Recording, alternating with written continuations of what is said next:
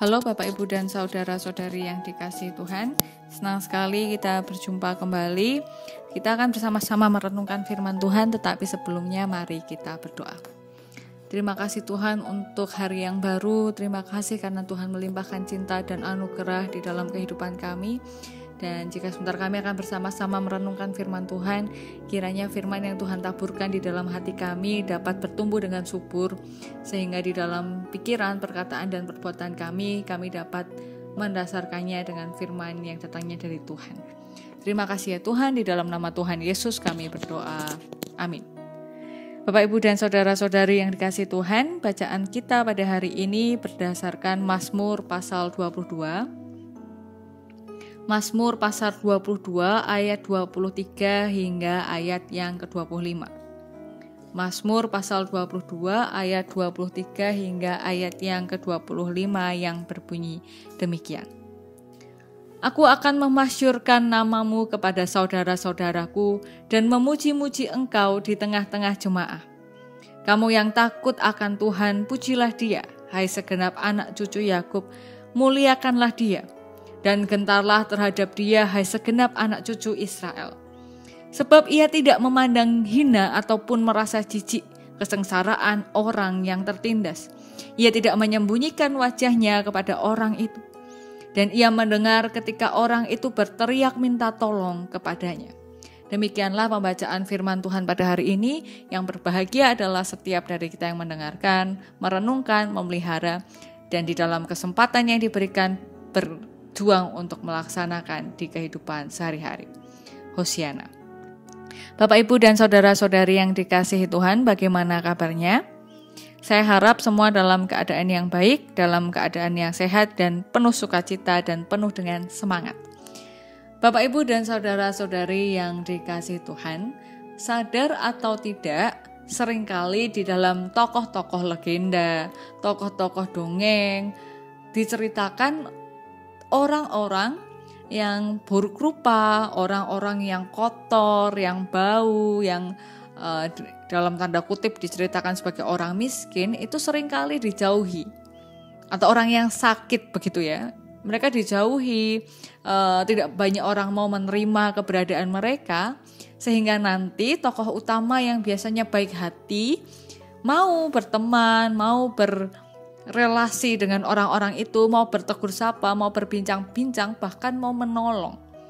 Dan nanti di akhir cerita rupanya orang-orang yang tadi yang buruk rupa, yang sudah tua, yang sakit, yang bau dan lain-lain adalah jelmaan-jelmaan, entah laki-laki tampan, perempuan cantik, entah peri, entah apapun, yang nanti justru membawa kebahagiaan, membawa keberuntungan bagi orang tokoh protagonis yang tadi menolong. Nah, dari hal-hal yang tersirat itu sebenarnya kita diajari untuk bersikap baik kepada semua orang, bahkan kepada mereka yang seringkali diabaikan atau dengan sengaja memang dibiarkan begitu. Misalnya orang yang bau gitu, sudah kotor bau, kan jarang ada orang yang datang lalu bertanya, Bapak sudah makan belum? Ibu sudah makan belum? Kebanyakan justru berjalan menjauh. Atau ketika ada orang sakit kulit, ya pertama-tama yang ditakutkan adalah jangan sampailah ketularan. Jadi sebelum bertanya, sebelum menyapa, beberapa memang sudah menghindar. Nah, ini yang wajar terjadi di antara manusia, bukan wajar tapi dianggap wajar. Sehingga ketika ada orang yang baik kepada orang-orang yang terbiarkan atau dibiarkan, mereka akan dipuji, bahkan akan mendapat keuntungan kalau di dalam cerita-cerita dongeng. Nah, ini yang mau digambarkan oleh Daud tentang bagaimana Tuhan itu begitu berbeda dari manusia. Dikatakan di ayat yang ke-25 yang tadi bersama-sama kita baca, kita renungkan, pemazmur menuliskan demikian, sebab ia tidak memandang hina ataupun merasa jijik kesengsaraan orang yang tertindas, dan ia tidak menyembunyikan wajahnya kepada orang itu, dan ia mendengar ketika orang itu berteriak minta tolong padanya. Yang pertama-tama adalah Tuhan tidak merasa jijik dengan kesengsaraan orang lain.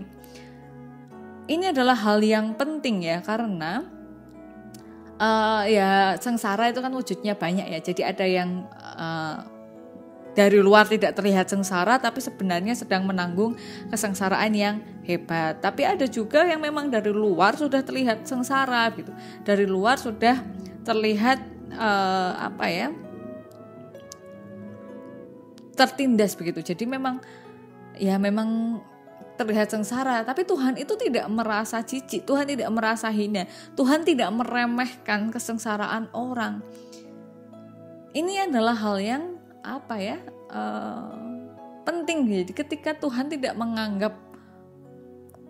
melihat orang itu dengan standar yang dimiliki orang, ini kan keren gitu. Jadi Tuhan itu nggak jijik loh sama orang-orang yang sedang sengsara, orang-orang yang tertindas, orang-orang yang butuh pertolongan. Itu kan orang-orang yang tidak berdaya ya Bapak Ibu. Jadi pasti bukan penguasa yang sedang tertindas, dan namanya juga tertindas kan. Mana kalau penguasa ya nggak tertindas, kalau tertindas ya namanya bukan penguasa. Nah, Tuhan itu tidak jijik, tidak memandang rendah, tidak meremehkan kesengsaraan orang-orang ini. Tuhan tidak abai kepada mereka yang dalam tanda kutip miskin, kepada mereka yang dalam tanda kutip dijauhkan karena keadaannya. Jadi kan banyak ya orang-orang yang bekerja dan mungkin karena pekerjaannya dia nggak sempat mandi, itu adalah sebuah kemewahan gitu. Jadi baunya ya bau keringat, tubuhnya kotor, tapi Tuhan tidak merasa jijik dengan keadaannya.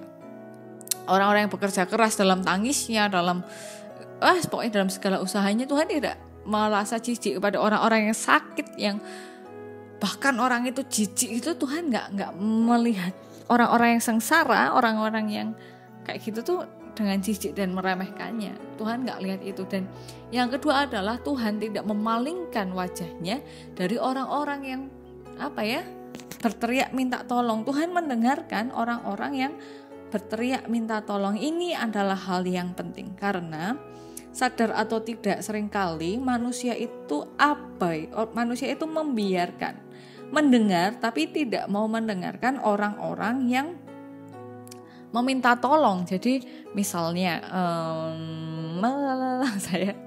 misalnya ada kasus kekerasan ini yang kayaknya sedikit banyak sering terjadi di sekitar kita, entah di antara remaja, pemuda, dewasa atau orang tua. Ada kekerasan yang korbannya sampai menangis dan minta tolong, tapi kemudian orang-orang sekitarnya, aduh ya ampun, itu kan masalah keluarga, itu kan masalah mereka, nanti tidak kita malah tambah repot gitu ketika kita ikut-ikut campur urusan mereka. Atau ketika kita melihat orang ditindas begitu di tengah pekerjaannya, dia didiskriminasi, dia dimusuhi, dia dipersalahkan dan lain-lain, dalam tatapannya, dalam tangisnya, dalam keringatnya orang ini minta tolong, tapi kita yang sebenarnya mendengar gelagat minta tolong itu mengabaikan. Orang ini sudah benar-benar aduh saya udah nggak bisa lagi, tapi kita abai dengan keadaannya yang minta tolong. Nah, tapi Tuhan itu nggak pernah loh. Kita manusia ini minta tolong, lalu Tuhan pura-pura nggak dengar, aduh nggak mau, anak ini minta tolong mulu, anak ini sedikit-sedikit kok minta tolong, sedikit-sedikit kok nggak bisa, sedikit-sedikit kok nangis. Tuhan nggak menolak orang yang berteriak minta tolong kepada Tuhan. Coba bayangin kalau Tuhan itu sama seperti manusia, aduh sedih banget pasti, karena ya gimana ya karena itu Tuhan, satu-satunya tempat bagi kita minta tolong ya Tuhan. Dan Tuhan itu memberikan telinga, Tuhan mendengarkan orang yang berteriak minta tolong. Maka dari itu Daud memuji-muji Tuhan dan bahkan akan menceritakan ke anak-anak cucunya, ayo muji Tuhan, ayo menyembah Tuhan. Yang sama orang yang sengsara Tuhan itu gak menganggap rendah, gak meremehkan. Sama orang yang berteriak minta tolong Tuhan itu mendengarkan. Dan itu yang mungkin tidak ditemukan oleh Daud. Ya kita tahu ya bagaimana perjalanan hidup Daud, bagaimana dia dikejar-kejar oleh Saul, bagaimana dia, ya pokoknya perjalanan hidupnya kan naik turun. Ada masa dia berkuasa, ada masa dia dikejar-kejar, dikhianati dan lain-lain. Tapi dalam perjalanannya dia melihat bahwa wah Tuhan ini hebat. Tuhan itu tidak jijik kok sama kesengsaraan manusia.